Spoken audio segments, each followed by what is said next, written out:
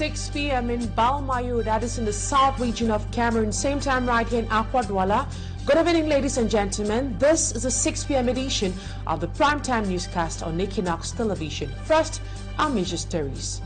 A separatist general, commonly known as General Black Bat, has been killed in Boa Bakundu, a locality in Bonge subdivision, Memet division, the complete southwest region of the country. He was neutralized in the course of an operation carried out by the 21st Military Battalion. His corpse was displayed in Kumba today, precisely at Bisek Junction. Away from that, we'll tell you how insufficient blood banks, among other things, have been identified as a major reason why people die on a daily basis in hospitals. Health personnel blame the drop in blood donation on some myths surrounding blood donation. On the occasion of Blood Donor Day, which is today, many are encouraged to donate blood so as to save lives. And also, we'll talk sports as Kaji Sports Academy hits back at the Cameroon Football Federation over the 5-year suspension of the president of the academy and the relegation of the club to Division 4. The club decries what they qualify as wickedness against one of the first football training schools in Cameroon. Those are major stories. Stay with us for details and more.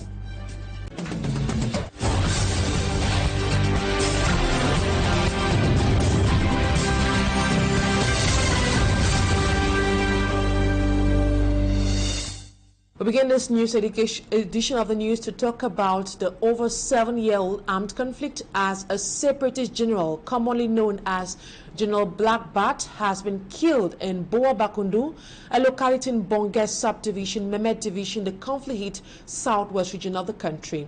He was neutralized in the course of an operation carried out by the 21st Military Battalion. His corpse was displayed in Kumba today, precisely at Bisek Junction.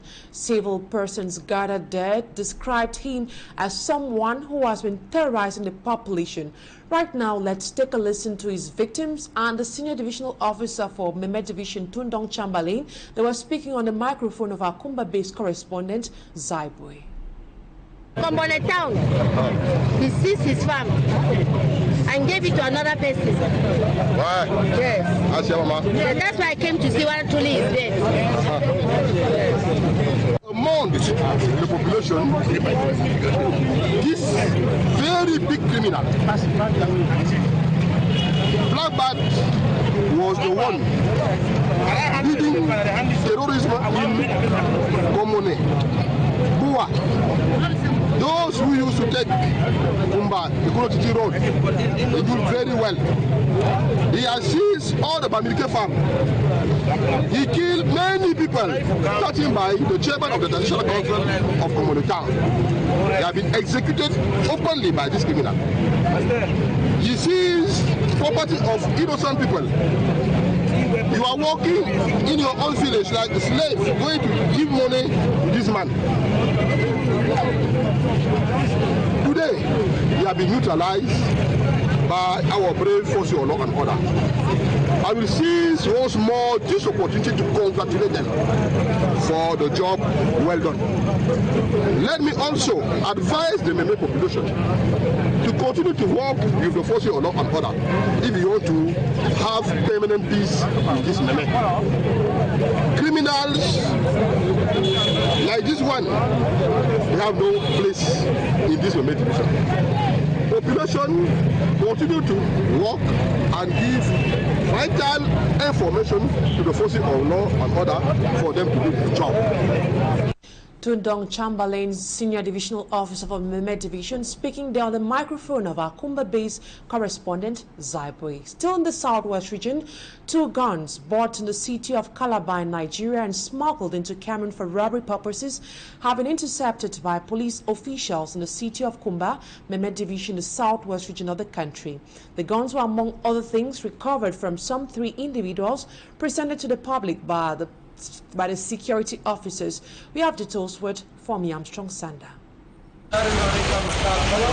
2 automatic pistols, 2 magazines, 36 bullets and an electric stabilizer casing were some of the items seized from the hands of these suspected bandits in Kumba in the Memet division of the southwest region of Cameroon. The commissioner of the Kumba Central Police Station explains that the gang of 3 were tracked following an intelligence information received by the police. 3 weeks ago, we have received the information that the gunmen have buy the 2 guns in Nigeria. They are coming and make operation in Cuba. After receiving this information, I put my VAG in the field. On the 5th of this month, we catch first Abuna Yannick and Wanko Kwamo Jigas. After their exploitation, they told us that the gun are already in Libya and in the position of Mupredeshal. He is on the way coming in Cuba because they have to start their operation this night. In collaboration with their colleagues at the Mabonji checkpoint, Mukwele Shal, who was being monitored, was arrested with the guns in his possession carefully packaged into a casing of an electric stabilizer. And after his extradition, he tells us that now he have the 2 guns and bullets. He put it inside the regulator. At the Kumba Central Police Station, Mukwele Charles reveals that he bought the guns from the city of Calabar in Nigeria, packaged and smuggled them into Cameroon through the city of Limbe in the southwest region. Saluting his collaborators, the commissioner called on the population to increase their trust and collaboration with the forces of law and order for a safe Kumba city. And still on our human interest page, shock and disbelief gripped inhabitants of Godi 1 in Lum, Mongo Division, following the macabre discovery of the mortal remains of a man aged 59 this morning. The man, who was lastly seen by his neighbor last night, is feared to have been attacked and killed by unknown persons. A.C. Luciliengu is the lady on that story. Inhabitants of Ngodi 1 in Lum, Mongo Division woke up this Friday morning in shock. They discovered the lifeless body of a man, Bungwong Inatus, in his room. It's a very sad news. We just come in the morning time and we discovered that my close friend Pai Gina, his house is there's just one hole. Eating in house that is a very funny who that somebody can pass inside. According to his friend and neighbors, the 59-year-old was in good health. So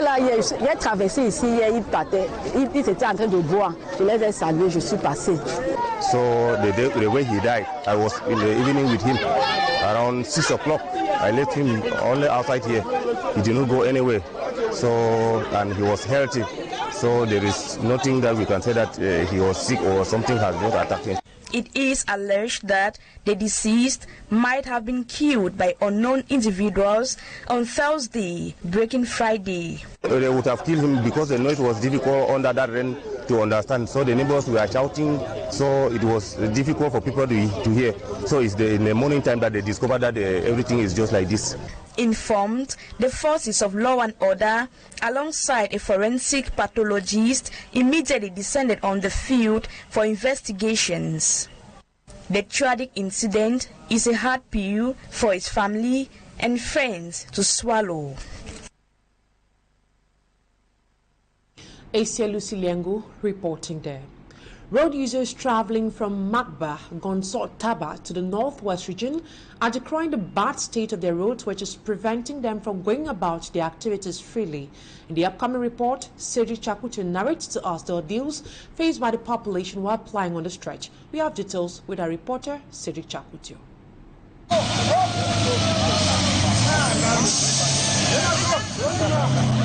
Vehicles trapped in mud trying to get out.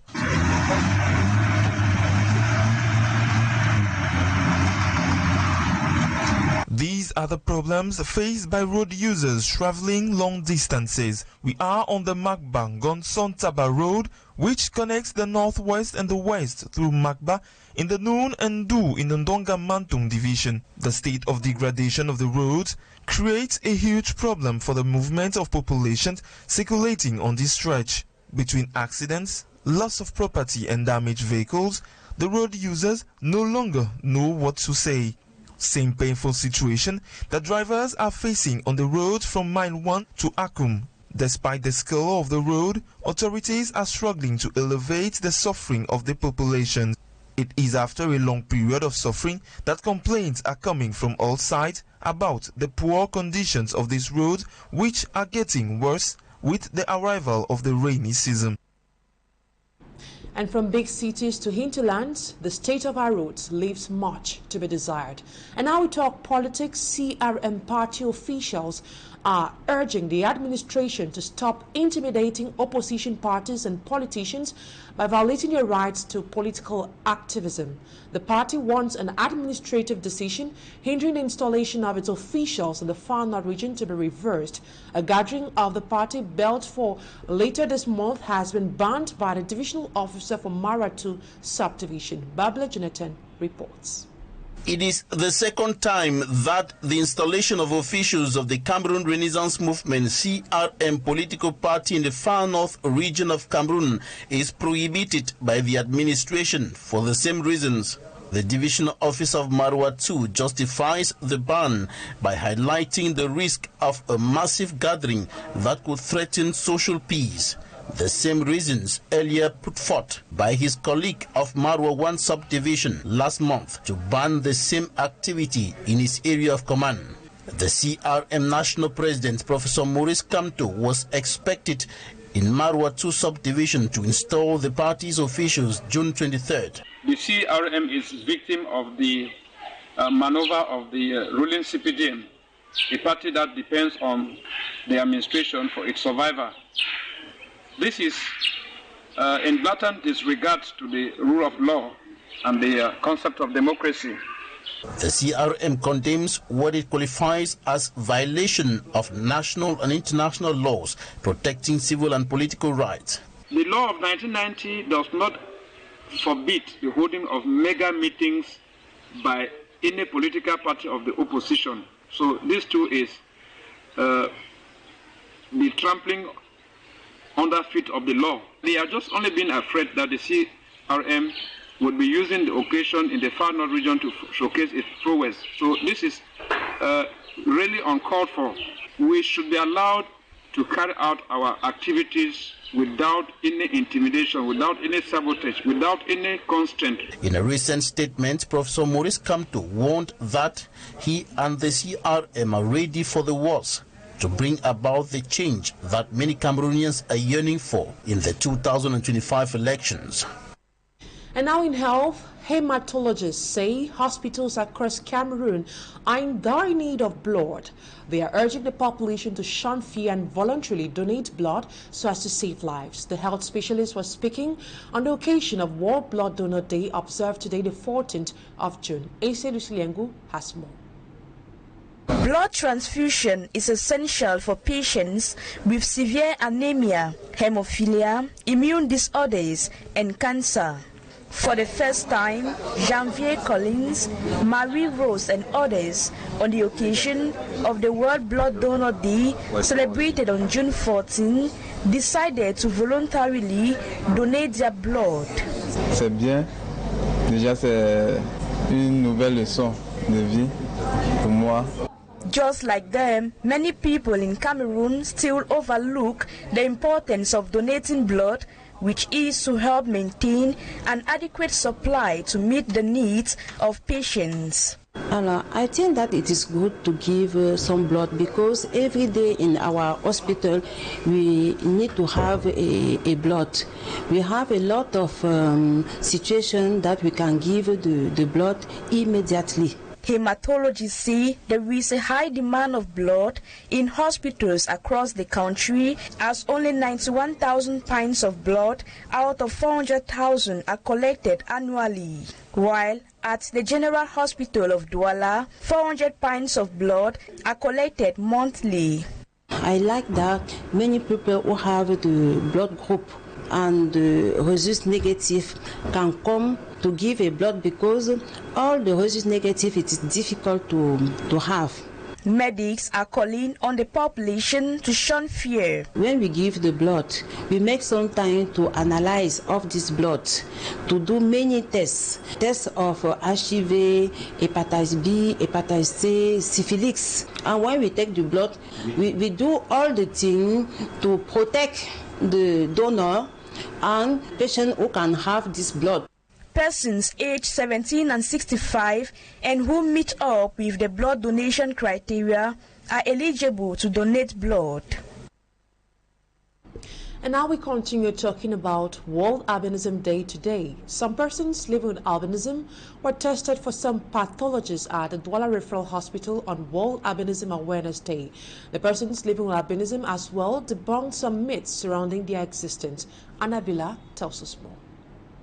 Living with albinism most often face several challenges from the society. These challenges range from skin issues to societal regards. For this reason, Ebenya Nicole with me has been leaving no stone unturned to ensure that the mentality and regard of the society changes positively. I looked around my surroundings and I realized that there are not so many persons or many organizations doing work that concerns albinism. So I decided to partner with the Douala General Hospital so that they too can come on board and maybe in subsequent years do something concerning albinism on June 13. Some people still think there is a myth surrounding the existence of people with albinism. Like albinism is contagious, that when you touch somebody with albinism, you also have it, and that if you sleep with a woman with albinism, you'll be cured from AIDS, and that albinism, body parts of albinism bring good luck, charm, those kind of things. So they really got me angry. We have tried so much to debunk the myths and the misconceptions surrounding albinism. You know, albinism is one of the most miscontrolled genetic conditions out there. As Cameroon joined other countries to observe the International Albinism Awareness Day, the Born to Dazzle Foundation brought together some men and women living with albinism for medical checkups at the Douala Referral Hospital. Les albinos rencontrent un peu, on pourrait dire, les maladies dermatologiques. According to dermatologists, persons living with albinism must take proper care of their skin and eyesight, among others. The younger they are, the more frequent it should be done. Because somebody like her, she already knows that things are not as bad with her. But she needs to keep checking, because the idea is if something wants to start developing, we catch it early. The International Albinism Awareness Day seeks to raise awareness and dispel some erroneous beliefs surrounding albinism. And we'll be developing that story in the second part of the news. Out of Cameroon in South Africa, Toko Tididza of the ANC has been elected as a Speaker of Parliament. While in Senegal, the new government promises to reduce or alleviate poverty by reducing the price of basic commodities. And finally, the United Nations Security Council called the Sudanese paramilitary forces to end fighting in El Fasher city as more than 130,000 residents have fled due to the war. Details of this story and more with our reporter, Malak Lari. The African National Congress, ANC's Toko Tididza, has been elected Speaker of the National Assembly with 284 votes. She beat the EFF Veronica Menti, who got 49 votes. Once you've got a speaker that is coming from the opposition, who is not bound by the decisions of the ruling party, then it means that speaker will play an effective oversight role over the executive, which means then what we are going to have, we're going to have an effective parliament. Tididza had been serving as the Minister for Agriculture and Land Reform. She worked in Nelson Mandela's government and has held ministerial position for over 30 years. This comes after the ANC and its historical opponent, the Democratic Alliance, has signed a deal to form a coalition government. Other parties have also been invited to join what is being called a government of national unity. And elsewhere, the United Nations Security Council has demanded that Sudanese paramilitary forces call off their 8-week search of El Fasher, a city in Darfur region where fighting has sparked fears of a possible genocide. Sudan's army has been fighting the paramilitary rapid forces for more than a year in a civil war that has killed thousands and forced millions from their homes. El Fasher is the last major urban center in Darfur that remains in the hands of Sudan's army. The Security Council has called for an immediate halt to the fighting and withdrawal of all troops from the city. And over to Senegal, the country's new government on Thursday unveiled measures to reduce the price of rice, oil, bread and other basic items to address cost of living concerns amid high unemployment and inflation. President Bassirou Diomaye Faye, who was swept to power in March election, vowed during campaign to address high cost of living in the West African nation. Now to sports. The president of the Kaji Sports Academy says Fecafoot is biased in his decision of demoting its club to the 4th tier and also suspending the club president for a period of 5 years. Meantime, Cameroon already knows some of its representatives at the Summer Olympics in Paris, France. Magic and Gable has our weekend sports package. The Cameroon Cup gets into a decisive phase this weekend as the two finalists of the Cup will be known. Elite 2 side, Eyes of Hope Football Academy, Ishosa of Limbe, will challenge Elite 1 side, Column of Jan Lobo, in one of the semi-finals. To arrive at the semi-finals, Ishosa sent Parking Legends FC, Unisport of Bafang, Stade Rennais of Melon, and Canon Sportif of Yaoundé, while Colombe eliminated Eden Sport of Lequier, Avion of Cam, Fuvu Club of Baham and Panther FC of Ndé. The other semi-final will see regional outfit Mintak FC of Upper Sanaga knocking horns against Aigle Royal of Menua. Mintak FC sent packing RS Fortuna at the quarterfinals, while Aigle Royal of Menua eliminated Mbalmayo FC. Still in football, Gilbert Kaji says the decision of the Cameroon Football Federation, which sent them to 4th division and the president suspended for 5 years, is wicked. This comes after the club failed to play 3 matches of the Littoral Regional Championship. Gilbert Kaji says the Football House of Cameroon denied giving licenses to the players. In athletics, Cameroon is already certain about some of its representatives at the Summer Olympics in Paris. Emmanuel Esemealogwede will be present in the tracks and field events. Mabenguelo and Sejo Guche will be in the swimming discipline. Sarah Hamfo in table tennis and Rachel Anita Sopimbela in judo. Finally, Limbe will be the host town of the FENASCO League B Games in 2025. The information came out after the 2024 edition of the primary school games ended in Bafoussam on Thursday, with host Bafoussam finishing first with a total of 35 medals, 15 of them in gold. That's it for the first part of the news. Talking Point is up next.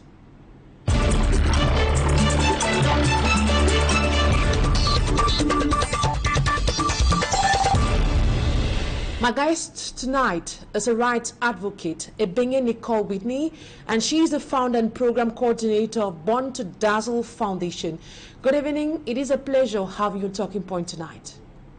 Good evening to you too. Good evening to the viewers. I feel honored to be here. It's a pleasure. Ebenye Nicole, Cameroon joined the world yesterday to commemorate World Albinism Day. Tell us, how has it been growing up as an albino in Cameroon? Growing up as a person with albinism, it's been the best of both worlds, if I can say that. I grew up the only person in my immediate and extended family with this condition, so I easily stand out. And it was bitter at some point because after birth, I grew up from a broken home. I stemmed from a broken home because my father could not accept the fact that I was born a person with albinism. So he shone at some point from birth. But my mother, my grandmother of blessed memory, my aunts, they made it beautiful. They made it easy for me. I was accepted by the other members of my family. In the neighborhood, there were so many people who accepted me, who loved me. Of course, there are always some people who look at you very funny, you know, the stereotypes and everything. But it was the best of both worlds. We have heard several stories about the body parts of albinos being used for rituals. Yesterday on the news, a lady told us that an unknown man on the road plucked her hair and tried escaping with it, but he was later caught. That was fortunately. What are some of the myths surrounding your skin conditions that are not true? Well, there are several myths. Speaking of hair, there was a similar situation like that when I was born. My grandmother narrated a story wherein she said when I was about 3 months old, there was somebody who visited and met her and my mother and said they needed a little part of my hair to go do traditional medicine for some family member of theirs that was sick and at the condition of death, at the point of death. So she drove him away, and from that point on, we don't know how true that is, but from that point on, even when I went to the barbing salon as a child to shave my hair, or at the salon, I always took my hair, the leftover, when they comb your hair, whatever is left on the comb, I always took it home and I gave it to my grandmother, or I dispose of it. There are other myths, some people say there are certain foods that persons with albinism should not eat. Some people say, sleeping with a woman, a lady with the condition albinism will prevent certain diseases, or is going to cure you of certain diseases. So there are so many myths, and they're not true, because there is no scientifically proven fact that shows that certain foods do not go for persons with albinism. The only difference between a person with albinism and somebody with the black skin color is melanin. So food has nothing to do with it. People have diverse myths. Some people say, albinism affects fertility. That is not true. We have members or friends who have as many as 4 kids. Some people say that there are myths where there are just so many very ridiculous myths, if I must say, but they are all not true. It just comes because people misunderstand the condition. Still talking about some of this myths surrounding albinism, today is World Blood Donor Day. Can someone with this condition give out blood? Oh yes, albinism has got nothing to do with, you can give a blood, why not? We have the same blood groups out there. It's not like a person with albinism has different blood groups from the usual blood groups that we know. So it is very, very much possible for a person with albinism to donate blood. As long as you're healthy, as long as the blood level is okay, then it's very possible. I'd like to know from someone like you, how easy and how tough is it to cohabit with people who are not albinos? How do you cope with the stress? What people do not understand, they turn to criticize, and it is very difficult. Albinism is seen from a human rights perspective, is seen as a disability. And what is a disability? It is when a condition that is either physical or mental interacts with attitudinal or environmental barriers that prevents the person with that condition from enjoying life like they should. So living with non-persons with albinism is sometimes difficult. For example, let's say the prints that a person with melanin would see and find it easy reading, a person with albinism would not see. I'll have a situation in an office where I have to tell my colleague will say, come look at this on my computer, maybe we're working, and I'll come there and I say, I can't see what's written there, and you find it strange, so we have to always keep explaining, like, okay, maybe you need to increase the font, you need to make the fonts bigger, you need to print out, or for children in school, you need to print out their examination papers differently, maybe with a larger font so that it can accommodate their eyes. Or maybe when you tell somebody, I cannot go out at a certain time because it's very, very hot and the sun is going to burn my skin if I'm not properly covered. So these explanations sometimes makes it difficult, because somebody who is not willing to learn will find it difficult to understand why you behave in a particular way, or why maybe someone will move with an umbrella when it's a completely sunny day and it's not raining. So people tend to look at you and they stare at you funny, or why you wear long sleeves when it's hot instead when people wear them when it's a cold day. So it sometimes becomes very difficult to explain, or for people to understand, not difficult to explain, but for people to understand why you do certain things at certain times. Ebenye Nicole Whitney, right advocate, fund and program coordinator of Born to Dazzle Foundation. Thank you so much for your time. And that's where we'll put an end to today's edition of the 6 p.m. primetime newscast on Equinoxe Television.